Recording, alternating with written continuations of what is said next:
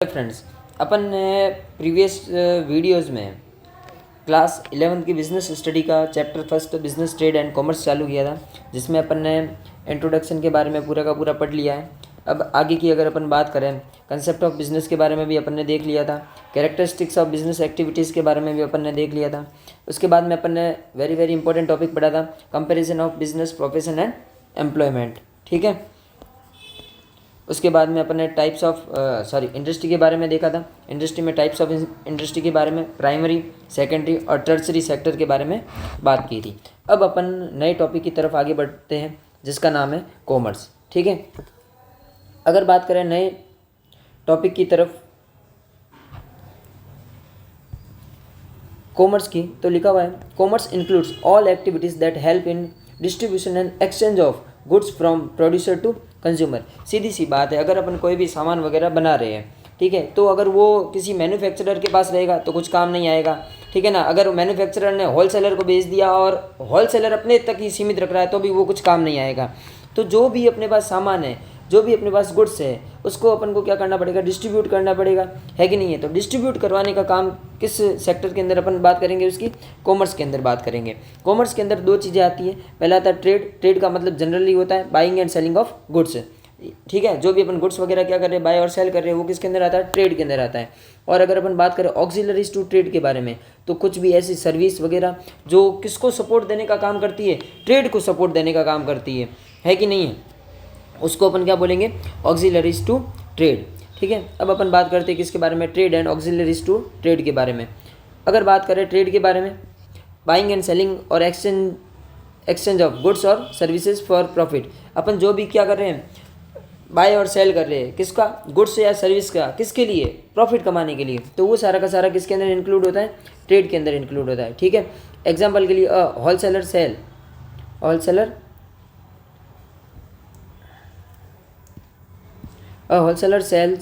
Goods to retailer and retailer sells them to customer. ठीक है, तो ये किसके लिए कर रहे हैं, प्रॉफिट अर्न करने के लिए कर रहे हैं। उसके बाद में अपन बात करते हैं किसके बारे में, ऑक्सिलरीज टू ट्रेड के बारे में। सबसे इंपॉर्टेंट टॉपिक है ऑक्सिलरीज टू ट्रेड। इसके अंदर लिखा हुआ है सपोर्टिव सर्विस। सपोर्टिव सर्विस का मतलब क्या होता है, ट्रेड को सपोर्ट करने का काम करता है। ठीक है ना, supportive service that helps trade and industry to run smoothly. कोई भी अगर अपन को ट्रेड स्मूथली चलाना करना है या इंडस्ट्री को सही तरीके से चलाना है, स्मूथली चलाना है, तो उसके लिए अपन को क्या करनी पड़ेगी, कुछ सपोर्टिव सर्विसेज प्रोवाइड करनी पड़ेगी। सबसे पहले सर्विस का नाम है transportation and communication. Transportation and communication का मतलब क्या हुआ, move goods and share information.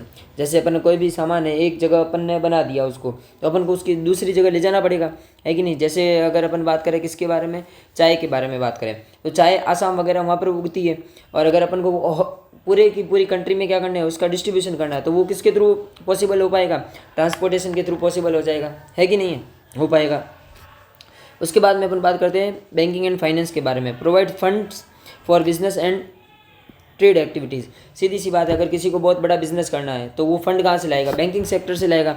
अगर बैंक से पैसा ला रहा है तो वो अच्छा खासा अपना क्या चला सकता है, बिजनेस वगैरह रन कर सकता है, या उसको लोन की भी ज़रूरत पड़ सकती है। ठीक है, अगर लोन की ज़रूरत पड़ रही है तो वो पैसा कहाँ से लाएगा, फाइनेंस करवाएगा, है कि नहीं। किसी भी चीज़, जो भी फाइनेंशियल इंस्टीट्यूशन बने हुए हैं या बैंकिंग सेक्टर बने हुए हैं, वहाँ से वो पैसा लेके आएगा। अगर अपन बात करें इंश्योरेंस के बारे में, तो जो गुड्स वगैरह है उसको प्रोटेक्ट करना भी ज़रूरी होता है कि नहीं है। अगर वो कोई भी गुड्स वगैरह है वो चोरी हो जाए या आग से जल जाए या कोई एक्सीडेंट हो जाए, तो वो उसको प्रोटेक्ट करने के लिए अपन को क्या करवाना पड़ेगा, इंश्योरेंस करवाना पड़ेगा। उसके बाद में वेयर हाउसिंग। सीधी सी बात है, जो भी अपन गुड्स वगैरह बना रहे हैं या जहाँ पर भी बन रहा है, पूरा का पूरा गुड्स एक साथ तो को यूज़ आएगा नहीं, उसको कहीं ना कहीं क्या करके रखना पड़ेगा, स्टोर करके रखना पड़ेगा। तो वो सारी के सारा किसके अंदर कंसिडर्ड होगा, वेयर हाउसिंग के अंदर कंसिडर्ड होगा। और लास्ट में advertising and public relation. Inform and pursuit customer about product. सीधी सी बात है, अगर अपन ने कोई प्रोडक्ट बनाया भी है तो अगर लोगों तक नहीं पहुंचेगा उस प्रोडक्ट के बारे में उसकी इन्फॉर्मेशन वगैरह, तो वो प्रोडक्ट किसी काम का नहीं है। तो एडवर्टाइजमेंट भी ज़रूरी है। ठीक है, तो ये तो अपने पास क्या है, ऑक्सिलरीज टू ट्रेड, जिसको अपन एड्स टू ट्रेड भी बोलते हैं। आगे का टॉपिक लिखा हुआ है ऑब्जेक्टिव ऑफ बिजनेस। अगर ऑब्जेक्टिव ऑफ बिजनेस की अपन बात करें, ठीक है, तो an objective means what a business wants to achieve. मतलब बिजनेस क्या अचीव करना चाहता है। Every business is start with some goals mainly to earn profit and to serve society. Main उसका काम क्या होता है, प्रॉफिट अर्न करना। ठीक है, कोई भी बिजनेसमैन किसके लिए काम करता है? प्रॉफिट अर्न करने के लिए काम करता है, ताकि वो सोसाइटी के लोगों को क्या कर सके? सेटिस्फाई कर सके। All the profit is important, it is not only objective, a business must also focus on innovation and reputation. किसके बारे में ध्यान रखना पड़ेगा? इनोवेशन के बारे में, रेपुटेशन के बारे में, and social responsibility to grow in the long term. सिर्फ अपन प्रॉफिट के बारे में ही सोचेंगे तो अपन कभी भी क्या नहीं कर पाएंगे? ग्रो नहीं कर पाएंगे। अपन को इनोवेशन के बारे में भी सोचना पड़ेगा, अपन को अपनी गुडविल के बारे में भी सोचना पड़ेगा, अपनी सोसाइटी के टूवर्ड्स क्या क्या रिस्पॉन्सिबिलिटीज़ हैं उसके बारे में भी अपन को सोचना पड़ेगा। ठीक है, तो इसमें पढ़ने की कोशिश करते हैं। लिखा हुआ है market standing, it means the position और reputation of a business in the market compare to competitor. मतलब अगर अपन बात करें अपनी मार्केट में रेपुटेशन कैसी है, अपनी पोजीशन कैसी है, तो वो अपन किससे कंपेयर करेंगे? अपने कॉम्पिटिटर से कंपेयर करेंगे, है कि नहीं है? A good marketer stand shows that customer trust and prefer the business. ठीक है, जैसे अगर अपन बात करें Tata, Reliance have a strong market standing because their trust and service quality. किसके लिए वो जाने जाते हैं? उनकी ट्रस्ट और सर्विस क्वालिटी क्या है? अच्छी है। किसकी? टाटा और रिलायंस की। तो इसीलिए वो मार्केट में अच्छी तरीके से क्या है? खड़े हैं, या मार्केट में अपना क्या कर रहे हैं? कॉम्पिटिटर का सामना कर रहे हैं। दूसरा अपना पॉइंट लिखा हुआ है innovation, it means bringing new ideas, product and methods to improve business operations. ठीक है, जो भी बिजनेस ऑपरेशन वगैरह है उसके लिए अपन को क्या चाहिए? नए नए आइडिया चाहिए, नए नए प्रोडक्ट चाहिए, नए नए मेथड लाने पड़ेंगे, तो अपना बिजनेस क्या हो पाएगा? आगे बढ़ पाएगा। अगर अपन नए नए तरीके नहीं लेके आएंगे तो अपना बिजनेस कभी भी आगे नहीं बढ़ पाएगा। Innovation helps a business stay ahead in competition. अगर अपन को कंपटीशन में टिकना है तो उसके लिए भी अपने पास अलग से क्या होना चाहिए? प्रोडक्ट होना चाहिए। अगर सबके जैसा ही प्रोडक्ट है, कुछ इनोवेटिव नहीं है, तो अपन कभी भी मार्केट में सही तरीके से क्या नहीं कर पाएंगे? सर्वाइव नहीं कर पाएंगे। लोग अपन से क्या निकल जाएंगे? आगे निकल जाएंगे। उसके बाद में अपन बात करते हैं किसके बारे में? प्रोडक्टिविटी के बारे में।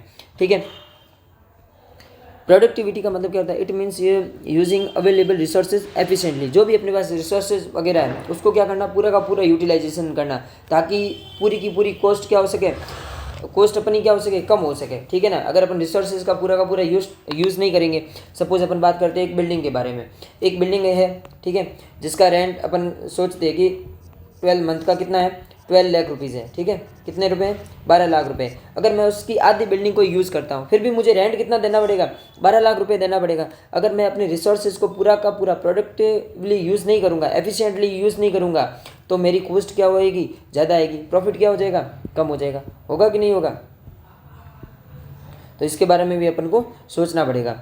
ठीक है, it means using available resources efficiently to produce more output with the same input. ठीक है, अपन कितना आउटपुट निकाल पा रहे हैं, जो भी अपन इनपुट का मतलब क्या हुआ? लेबर कितना लगा रहे, रॉ मटेरियल कितना लगा रहे, और भी चीज़ें अलग अलग कितनी मशीन वगैरह कैसे यूज़ कर रहे हैं, उसके बदले में कितना अपना क्या हो रहा है? प्रोडक्ट क्या हो रहा है? प्रोडक्ट हो रहा है। आउटपुट कैसा निकल रहा है, उसको अपन क्या बोलते हैं? प्रोडक्टिविटी बोलते हैं। क्या बोलेंगे? प्रोडक्टिविटी। उसके बाद में अपन बात करते हैं किसके बारे में? फिजिकल एंड फाइनेंशियल रिसोर्सेज के बारे में। Every business needs machine, building and money to run. हर किसी को बिना मशीन के अपन क्या नहीं चला सकते? बिजनेस नहीं चला सकते। बिना पैसे के भी अपन क्या नहीं कर सकते? बिजनेस नहीं चला सकते। The objective is to acquire and use the resources properly for smooth functioning. जो भी अपने पास रिसोर्सेज है उसको पूरा का पूरा क्या करना पड़ेगा? यूटिलाइजेशन करना पड़ेगा। तो अपन सही तरीके से क्या कर सकते हैं? बिजनेस को रन कर सकते हैं, नहीं तो अपन बिजनेस को रन नहीं कर सकते। उसके बाद में लिखा हुआ है earning profits. Profit is the reward for risk taking in business and the maintain source of income. अगर अपन रिस्क नहीं लेंगे तो अपने प्रॉफिट क्या होगा? कम होगा। जितनी ज़्यादा अपन रिस्क लेंगे बिजनेस के अंदर, अगर अपन को बिजनेस को क्या करवाना है? ग्रोथ करवाना है, एक्सपेंशन करवाना है, या सर्वाइव करना है बिजनेस के अंदर, तो अपन को क्या लेना पड़ेगा? रिस्क लेना पड़ेगा। और जितना ज़्यादा रिस्क लेंगे उतनी ज़्यादा अपनी क्या होगी? अर्निंग्स होगी। ठीक है, उसके बाद में लिखा हुआ है social responsibility. It means a business should work in a way that benefits society.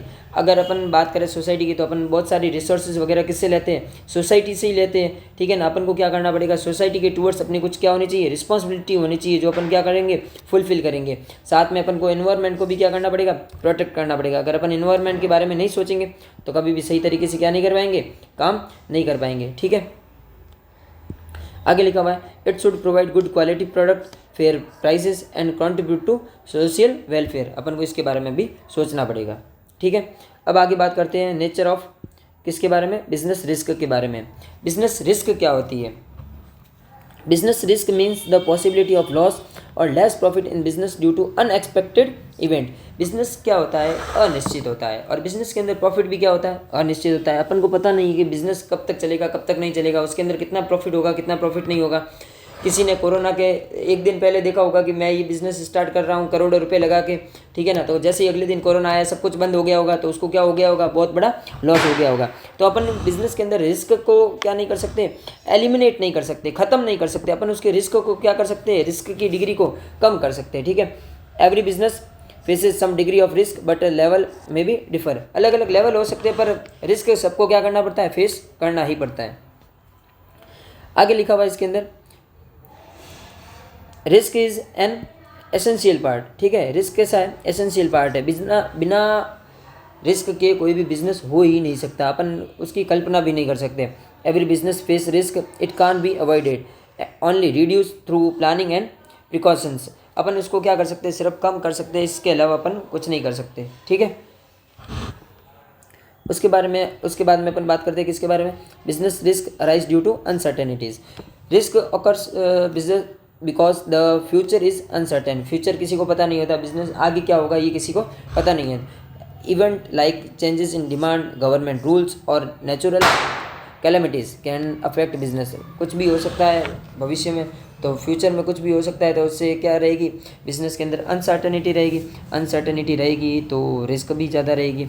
उसके बाद में लिखा हुआ है degree of risk depend on nature and size of business, business कैसा है कि नहीं है, बिजनेस अगर बड़ा है, साइज़ में बड़ा है, तो लॉस होने के चांसेस भी क्या रहेंगे, ज़्यादा रहेंगे। अगर बिज़नेस की साइज़ छोटी है तो लॉस होने के चांसेस भी क्या रहेंगे, कम रहेंगे, ठीक है। The amount of risk depend what kind of business it is, कैसा बिजनेस है, हाउ बिग इट इज़, ठीक है। बिजनेस सेलिंग फैशनेबल और seasonable goods face more risk, जैसे अगर अपन बात करते हैं जो भी सीजनल गुड्स वगैरह होते हैं तो उनको रिस्क बहुत ज़्यादा बेयर करना पड़ता है, वो सीज़न के हिसाब से चलेंगे नहीं चलेंगे, अब क्या गारंटी होगी इसकी, कोई गारंटी नहीं होगी। उसके बाद में बात करते हैं सबसे इंपॉर्टेंट पॉइंट जिसके अंदर लिखा हुआ है profit is reward for risk taking, जो भी अपन बिजनेस के अंदर रिस्क लेते हैं उसके बदले में जो भी अपन को रिवॉर्ड मिलता है उसको अपन क्या बोलते हैं, प्रॉफिट बोलते हैं। प्रॉफिट इज़ द रिटर्न और reward a business get for taking risk, the higher the risk the greater the possibility of profit, जितना ज़्यादा अपन क्या लेंगे, रिस्क लेंगे, उतनी ही अपने प्रॉफिट की पॉसिबिलिटी क्या होगी, ज़्यादा होगी, ठीक है। उसके बाद में अपन बात करते हैं किसके बारे में, कॉजेज ऑफ बिजनेस रिस्क के बारे में। बिजनेस रिस्क के कॉजेज क्या है, कारण क्या है, ठीक है। Business risk can arise due to several reason, they are divided into 4 main categories, 4 main category के अंदर अपन इसको क्या करते हैं, डिवाइड करते हैं। सबसे पहला लिखा हुआ है natural cause, these are causes by natural disaster over which human have no control, इसके ऊपर ह्यूमन का क्या नहीं होता है, कंट्रोल नहीं होता है, जैसे फ्लड हो गया, अर्थक्विक हो गए, स्टॉर्म्स वगैरह हो गए, कहीं पर सूखा पड़ गया है कि नहीं, तो अपने हाथ में ये सारी चीज़ें नहीं होती है, उसके कारण क्या हो सकती है, बिजनेस रिस्क हो सकती है, ठीक है। उसके बाद में लिखा हुआ है human causes, this risk occur due to human action or inaction such as carelessness, dishonesty, strikes etc, ठीक है। अगर अपन बात करें किसके बारे में, ह्यूमन के बारे में, तो वो क्या कर देते हैं, स्ट्राइक कर देते हैं, प्रोटेस्ट कर देते हैं, तो उससे भी क्या हो सकता है, बिजनेस रिस्क हो सकता है कि नहीं है।